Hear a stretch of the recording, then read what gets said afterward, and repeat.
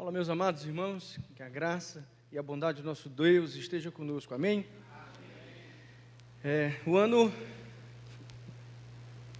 Obrigado. O ano é um ano de escolhas para todos nós, né? E talvez nós estejamos vivendo o tempo de maior escolha para a nossa sociedade. Na semana passada, no domingo passado, nós tivemos que escolher os nossos representantes políticos, né? Então, as escolhas que nós fazemos diariamente são escolhas que de fato podem mudar a nossa história, pode mudar a nossa vida. E que escolhas você tem feito para a sua vida? Esse foi o tema que eu escolhi para nós pensarmos nas quartas-feiras, nas quais eu estava pregando, para a gente poder entender que cada escolha que nós fazemos poderá nos levar a determinados lugares ou não, porque o simples fato de não escolher, você está deixando alguém escolher por você. Então, o fato é que as escolhas espirituais, elas podem sim nos aproximar de Deus, como elas também podem nos afastar do Senhor Jesus. Ao longo do ano, eu tive a oportunidade de conversar com algumas pessoas sobre como poderíamos fazer boas escolhas. Algumas pessoas, a gente conversou sobre esse assunto, e então as pessoas preocupadas como elas poderiam fazer boas escolhas para as suas vidas, e aí eu me lembrava sempre de uma história, né, antiga. Eu aprendi ainda muito pequeno, que ela dizia que certa vez uma pessoa, né, foi perguntar ao mestre: como é que eu faço para me tornar uma pessoa sábia? E aí então o mestre respondeu: faça boas escolhas. Aí a pessoa olhou, ficou curiosa e disse assim: mas como é que eu vou fazer boas escolhas? O mestre então disse: experiências. E como é que eu vou adquirir então experiência, mestre? Fazendo más escolhas. A vida é assim. Não é sempre que nós vamos fazer as boas escolhas na vida. Nós precisamos, em cada momento da vida, parar e analisar o quanto de intimidade aquela escolha está nos trazendo com Deus, está nos oferecendo a oportunidade de estar perto de Deus, o quanto estamos amadurecendo em cada momento da vida. Então não se preocupe se em algum momento você tomou alguma decisão, fez uma escolha que depois você parou, olhou e disse: puxa, eu não devia ter feito essa escolha. Às vezes de estar com alguém, de ter saído com algum grupo, ou mesmo para negócios, ou quem sabe as escolhas espirituais. Toda vez que você fizer, ou como diz o meu sobrinho de 2 anos de idade, que ainda não sabe se expressar bem, então quando ele faz algo de errado, ele olha assim desconfiado e faz assim: oh. Essa é a forma como ele diz assim: eu fiz uma péssima escolha, né? Então, algumas vezes na vida a gente vai sim dizer esse eu não devia ter vindo por aqui. Mas não se culpe por isso. Se proste diante do Senhor, peça perdão. É como quem vai numa rota com aquele GPS, e ali então tem aquela vozinha dizendo tantos metros à direita, e você não acredita muito, segue, e daqui a pouco você ouve aquela voz dizendo assim: recalculando a rota. É isso que Deus vai fazer com a gente. Quando nós fazemos as más escolhas, Deus ele recalcula uma rota quando nos arrependemos, quando buscamos o Senhor, porque Ele é mestre em cuidar das nossas vidas. Portanto, meus amados, nós estamos caminhando para o final da nossa série, e eu quero deixar convosco 4 conselhos nos próximos sermões. Hoje eu vou deixar um, e assim sucessivamente. Então, 4 sermões, eu vou deixar em cada um deles um conselho, para que você possa, pelo menos, fazer escolhas para terminar o ano de 2022 mais próximo de Deus, com mais maturidade, para que você olhe para 2023 com seu coração cheio de esperança. Esse é meu desejo, esse é o propósito que eu quero nessa noite já começar a compartilhar com os irmãos. Portanto, hoje eu vou falar sobre a principal escolha que a vida cristã precisa, que ela exige de nós. O cristão, ele precisa fazer essa escolha diariamente. Essa escolha ela deve ser intencional, sim. Ela deve ser de propósito, e ela deve ser aquela escolha primeira na vida da gente. Que escolha será esta? A oração. É essa intimidade com Deus. Se você começa o seu dia e você não ora, há algo de errado. Se você termina o seu dia e você não ora, há algo de errado. Se você sequer não agradece ao Senhor o alimento, há algo de errado. Certa vez eu estava conversando com um amigo, empresário, uma pessoa de muito sucesso na vida profissional. Uma pessoa que chegou a um patamar que poucas pessoas chegam. E aí então a gente estava numa conversa muito agradável, muito amistosa, e de propósito eu fiz uma pergunta: qual é o segredo do sucesso? Gente, ninguém sabe o segredo do sucesso. Claro, como o pastor Marcos tem nos alertado, tem a turma que quer vender os cursos por aí, né? Que fica insistindo, olha, eu vou dar um segredo para você fazer milhões, né? Ninguém vai dar esse segredo para ninguém. Mas aquele irmão disse, sim, pastor, eu tenho um segredo. Naquele dia eu estava com uma outra pessoa, eu tinha levado para conhecer, e era um momento muito bom, a gente estava ali num momento muito agradável. E de propósito eu fiz aquela pergunta, porque eu já conhecia a história. Então eu disse assim, qual o segredo do seu sucesso? Ele disse, pastor, o segredo do meu sucesso é quando eu acordo, eu não boto o pé no chão. Aí a outra pessoa que estava comigo, era um recém-convertido, e aí ele já ficou assim mesmo, assim, com aquela superstição, então não pôr o pé no chão, é porque vai gerar um sucesso na minha vida profissional. E aí então, disse assim, é porque eu já caio de joelho no chão. Esse é o primeiro ato da minha vida, eu não começo o dia sem antes orar. E aqui, pastor, é onde está o sucesso de tudo que eu sou, de tudo que eu tenho na minha vida. Quantas pessoas eu aconselho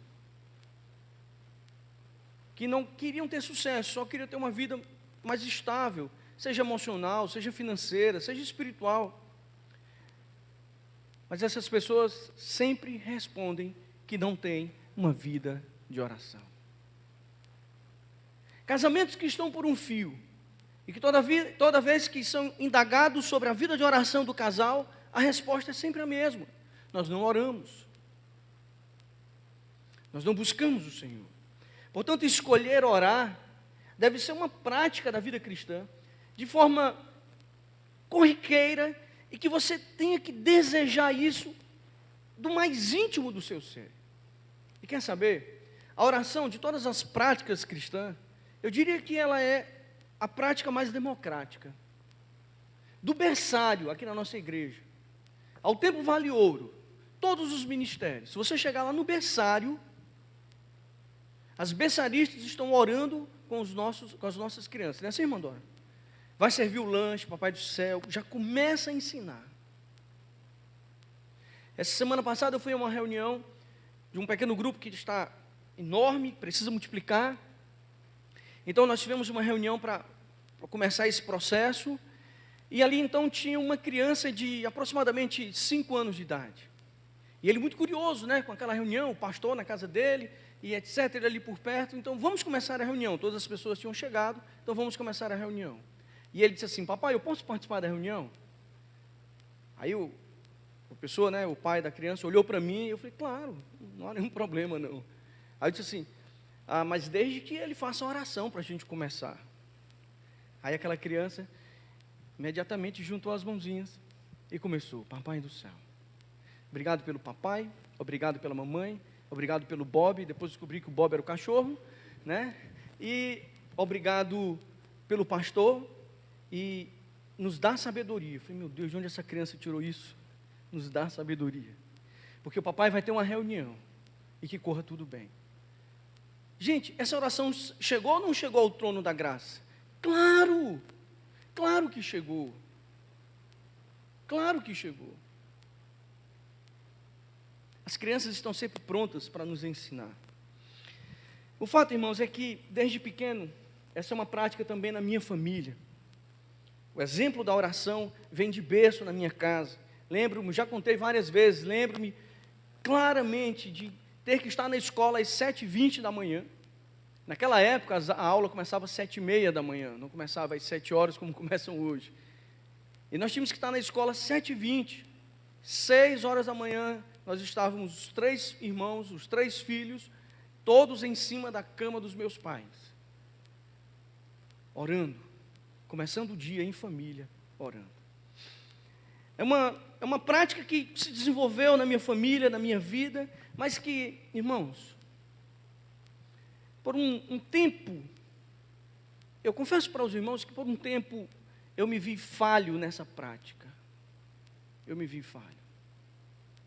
Eu tinha por volta de 17 anos de idade, quando, então, eu estava me preparando para o vestibular.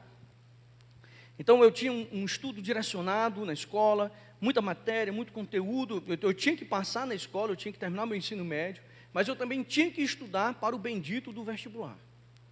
E aquilo me consumiu um tempo a mais, e claro, o tempo também da minha vida pessoal. Eu sempre fui muito envolvido com a igreja, e eu lembro que, uma certa ocasião, o meu pai, ele percebeu que, quando eu vinha me aproximando da prova do vestibular, ele percebeu que eu estava acordando um pouco mais cedo e que eu não estava orando. Não foi um dia, não se demorou muito. Nós estávamos no café da manhã, fizemos ali a nossa devocional, e aí ele disse assim: meu rapaz, estudar é importante. Estudar é importante, mas orar, meu filho, é essencial. Sabe por quê, meu irmão? Meu filho, porque sem o estudo, você não vai ter como responder as questões, claro, daquela prova. Mas sem a oração, você não vai ter paz para você fazer as melhores escolhas na sua vida. À medida em que eu comecei a dar a devida importância à oração em minha vida, irmãos, as coisas começaram a mudar. As coisas começaram a dar um novo rumo. Mas sabe, isso nem sempre é fácil. Criar o hábito, a prática, é necessário perseverança, é necessário determinação. Convido você a abrir a sua Bíblia, no livro de Lucas, no capítulo 18, no versículo 1. Nós não vamos ler a parábola, apenas essa introdução do versículo, porque ela já é muito profunda para a nossa reflexão dessa noite. Diz a palavra do Senhor em Lucas, capítulo 18, versículo 1. Disse Jesus uma parábola sobre o dever de orar sempre e nunca esmorecer. Como é que a gente tem que orar, irmãos? Sempre e sem esmorecer. Jesus, ele deseja, irmãos, ele sempre desejou, continua desejando, formar um povo que ora. Eu não sei, pastor Marcos, quem foi quem criou a narrativa de que batista não ora. De verdade, eu não sei. Né? Mas, infelizmente, é uma narrativa que se fala por aí. Mas acredite, irmãos, a oração, ela tem elementos que necessariamente esses elementos não serão sobrenaturais. Mas são elementos, como diz o texto, onde você precisa ter perseverança e determinação. Quando Jesus, ele deseja formar esse povo, ele abre esse canal de comunicação. E assim, irmãos, nós temos o livre acesso para chegar à sala do trono, a graça, a bondade, a misericórdia de Deus.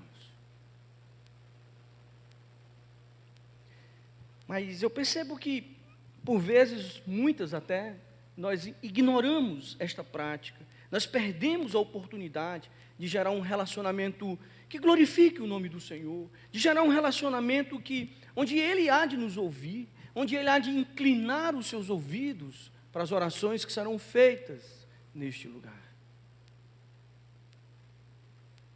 A nossa igreja tem muitas oportunidades de você orar.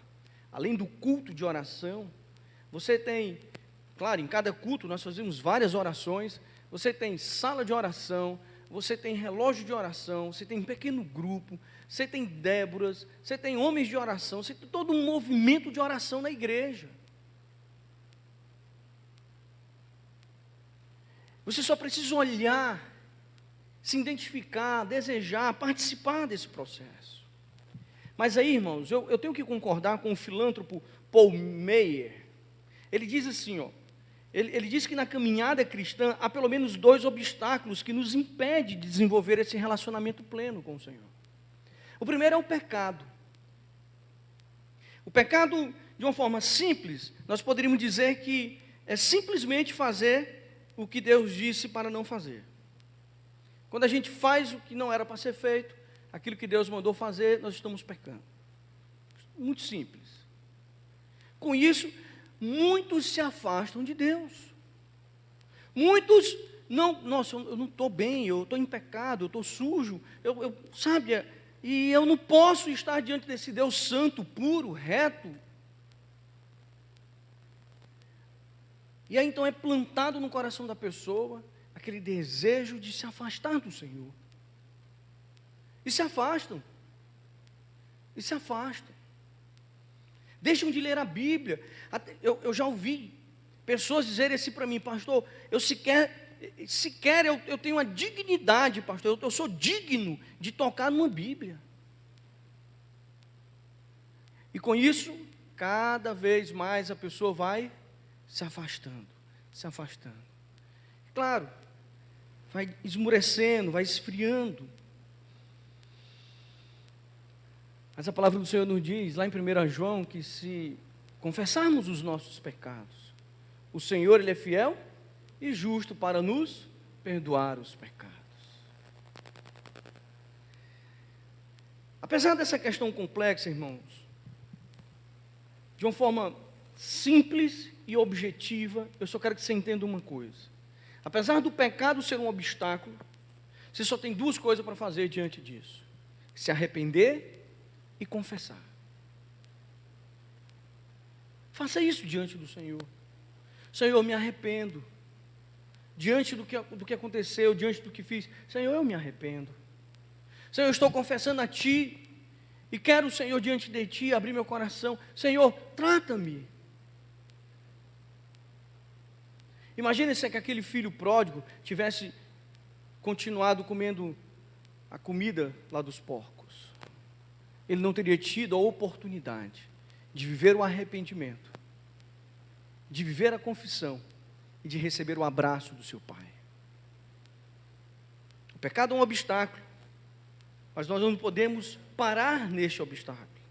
E aí, parafraseando o texto lá de Isaías, no capítulo 59, o pastor Eugênio Peterson, ele diz assim, o braço do Senhor não foi amputado, Ele ainda pode salvar. Os ouvidos do nosso Deus não estão obstruídos, Ele ainda pode ouvir. Inclusive nós usamos esse texto no ano passado, nossa campanha de oração. Não foi esse texto, pastor, que a gente usou? No começo da nossa campanha de oração, aquele grande movimento de oração que nós fizemos aqui na igreja, os grupos de oração, que coisa linda. Esse foi o texto base, porque o nosso Deus continua com a sua mão estendida para nos salvar e com os seus ouvidos inclinados para nos ouvir. Não há nada de errado com Deus, o erro está em nós. A vida torta é nossa, foi o que separou Deus de nós. Os pecados estão entre você e Deus, e Ele agora não nos ouve. Essa é a paráfrase na Bíblia, a mensagem que o pastor Eugênio Peterson traz para a gente do texto de Isaías, do capítulo 59. O que aprendemos? Sim, o pecado, ele é esse obstáculo. Mas a gente precisa dizer assim, ei, eu me arrependo. Segundo, precisa dizer, Senhor, eu confesso a Ti. Não há como ter, irmãos, o Espírito Santo e não se humilhar. E não se converter dos seus maus caminhos. Sabe por quê? Porque quem ora, irmão, volta a se aproximar da cruz. E assim o fardo fica mais fácil de ser entregue. E cada vez menos a gente continua pecando. Quanto mais próximo nós estamos da vontade do Senhor, esse obstáculo ele é superado. E aí vem um segundo. O segundo talvez você se identifique um pouco mais com ele. Porém, na minha opinião, eu falei, é a opinião a minha, ele é um pouco mais difícil do que o primeiro. É a distração. Primeiro é o pecado. Eu me arrependo, eu confesso, errei, não sou digno de ser chamado teu filho. E o Senhor nos perdoa, nos abraça, nos acolhe. Agora, irmãos, a distração é algo que o mundo moderno tem trazido para dentro da igreja. Ou melhor, eu vou refazer minha frase. A distração é algo que o mundo moderno tem trazido para a sua vida pessoal, particular e individual. Vou orar, minha Bíblia no celular, minha Bíblia no meu tablet. Aí quando você pega o celular e o bendito Instagram, WhatsApp, outra mensagem, aí você começa quem foi, e o Instagram, quem curtiu, e o Twitter, e a notícia, e nos... Irmão, são várias opções que você vai ter para distração. Se você não tem disciplina para usar um aparelho, quando você estiver no seu momento de intimidade com Deus, no seu momento de oração, pegue sua Bíblia de papel. Lá não vai aparecer mensagem do WhatsApp, lá não vai ter atualizações de nenhum aplicativo. Senão, irmão, uma atualização que você precisa fazer com Deus. Quer saber? A distração, ela é algo que tira o foco. A distração, ela pode vir, eu diria assim, ela não é um pecado necessariamente falando, mas são pequenas coisas que vão tirar você da presença de Deus. E você vai perder a oportunidade de desenvolver esse relacionamento com o Senhor. Eu confesso que é um desafio maior vencer a distração. Nem sempre são pecados. Mas essas intercorrências, irmãos, elas parecem inconsequentes, mas elas vão minando cada vez mais o seu relacionamento com Deus. Se você escolher ter uma vida de oração, lembre-se que você vai ter esses dois obstáculos, pelo menos esses dois. O primeiro, você tem que dizer, arrependo-me, confesso. O segundo, você precisa ter disciplina e foco para você desenvolver. Pastor, então amanhã eu vou começar a minha vida de oração. Até hoje eu não tenho assim essa prática, mas a partir de amanhã eu vou separar 1 hora do meu dia. Não, irmão, não separe 1 hora não. Separa 5 minutos. E vale, pastor? 5 minutos. Irmão, se você conseguir fazer uma oração quieto com Deus, sem distrações, em 5 minutos, irmãos, vale mais do que uma tentativa de 1 hora. Você vai conseguir talvez no primeiro dia, no segundo, com um mês, você não está mais fazendo. Mas se você começar com 5, você toma gosto por aquele negócio, daqui a pouco você passa para 10, você passa para 20, meia hora, e aí você tem, irmão, desejo de estar cada vez mais diante do Senhor. Na disciplina que eu ministro no curso do Haggai, uma das dicas que a gente dá é que se você separar 10 minutos, 5 minutos para um tempo de devocional, de leitura, você escolhe um texto, lê o texto, reflete, faz uma anotação, e aí depois você escolhe um motivo de oração, ora, deu 10 minutos. Claro, lá no curso a gente dá todos os detalhes, né? Mas começa com 5, começa o dia de joelho, começa o dia orando, termina o dia conversando com Deus, termina o dia agradecendo. Obrigado, Senhor, por isso, Senhor, obrigado. E aí vai agradecendo. Que tal você se deitar agradecendo ao Senhor por todo o teu dia? Tenta ir dormir sem pedir nada ao Senhor, só agradecer. Tenta. Eu tenho certeza que você vai ter uma noite tranquila de sono. Sabe, você vai encher teu coração de gratidão, com tanta coisa boa, que você vai lembrar que Deus foi quem lhe proveu, foi Deus quem cuidou de você. Escolha ter uma vida de oração, querido. Que o desejo do nosso Senhor é que a gente ore sempre, sem desistir, com perseverança, com determinação, buscando cada vez mais esse investimento para a eternidade. Quando eu olho para esse desejo de Jesus, eu me lembro de Daniel, lá do Antigo Testamento. Ele orava com perseverança, ele orava com determinação, ele escolheu ter uma vida de oração, abrindo mão, inclusive, da própria vida para permanecer obediente a Deus.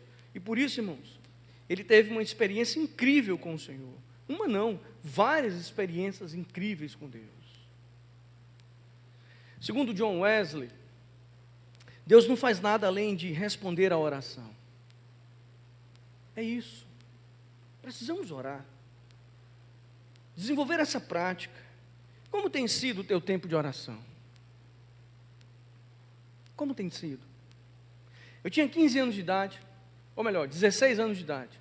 Eu participei de um congresso aqui em Fortaleza, e o preletor era um ministro de música argentino. E ele estava ministrando uma palavra, ele disse algo que marcou a minha vida naquele dia. Ele disse assim, Adão e Eva escolheram cuidar de si e do jardim. Eles escolheram se envolver com a criação, ao invés de escolher estar com Deus. Muitas vezes nós desenvolvemos um relacionamento com as coisas. Nós precisamos sim cuidar das coisas que Deus nos deu. Mas as coisas, elas não podem ter prioridades maiores do que estar com Deus. Como é que tem sido o seu tempo de oração? Você consegue separar esse tempo propositalmente durante o dia para orar? E se você faz isso, esse tempo ele é de qualidade? É um tempo em que você para, silencia o coração. Eu já estou aqui, inclusive, deduzindo que você já silenciou o teu celular já faz tempo. Mas será que naquele momento da oração você consegue silenciar o teu coração, tua alma? Você consegue ouvir a voz do Senhor?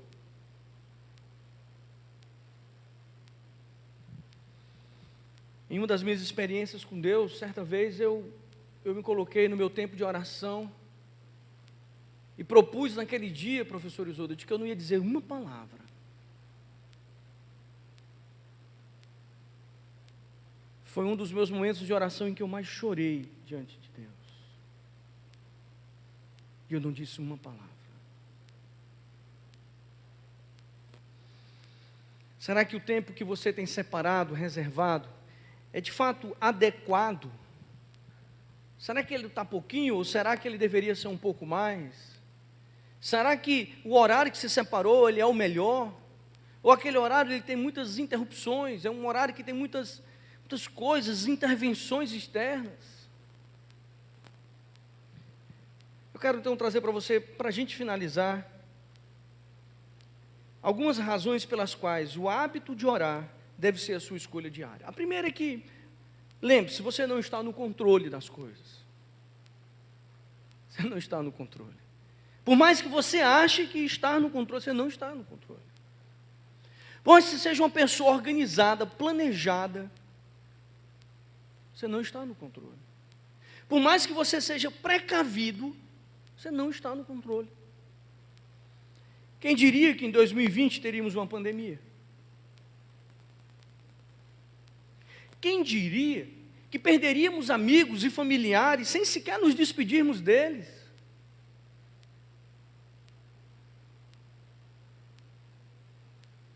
Nós temos que desenvolver, escolher a oração diariamente na nossa vida, porque nós não estamos no controle. Porque quem está no controle é o Senhor. E a canção da infância me ensinou que meu barco é o quê? E tão grande é o mar. Mas Jesus segura a minha mão.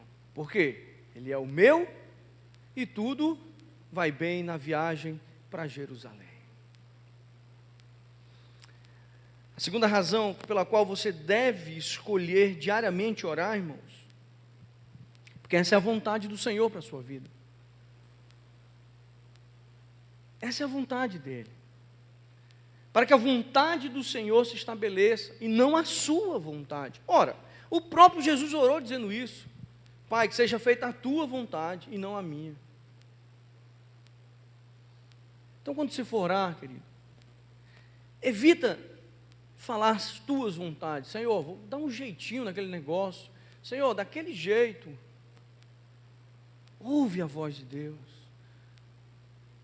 Experimenta a vontade de Deus. Descansa, porque a vontade do Senhor ela é boa, agradável e perfeita. E a terceira razão pela qual você deve escolher orar diariamente é porque a oração ela gera amor em nossas vidas. Se você ora diariamente, você tem essa relação com Deus, você vai amar Deus muito mais. E quer saber? Esse amor, além de vertical, ele também vai se tornar um amor horizontal. Porque você vai começar a orar por pessoas, você vai interceder por vidas. Daqui a pouco você está chorando por alguém, clamando ao Senhor, que Deus tenha compaixão e misericórdia. Isso gera amor no seu coração. Portanto, meus irmãos, a oração ela toca a eternidade, demonstrando o seu amor por Deus e amor pelo próximo. A oração é que para o crente, irmãos, é como o capital para um homem de negócio, sabe? É uma coisa que não pode faltar. É como o alimento diário. Por isso que temos que orar, que senão pereceremos. A oração precisa fazer parte do nosso cotidiano. O meu convite para você, irmão, é que você escolha diariamente viver uma vida de oração na presença do Senhor. Vamos começar isso agora? Eu quero convidar você agora a se ajoelhar no seu lugar. Enquanto nós ouvimos uma música instrumental, o irmão Paulo estará aqui nos ajudando no piano, aqui no teclado. Eu quero convidar você agora a esse tempo de oração ao Senhor. Talvez a sua oração seja estar com o seu coração calado e deixar Deus falar contigo. Mas talvez seu coração esteja aflito, precisando de um refrigério.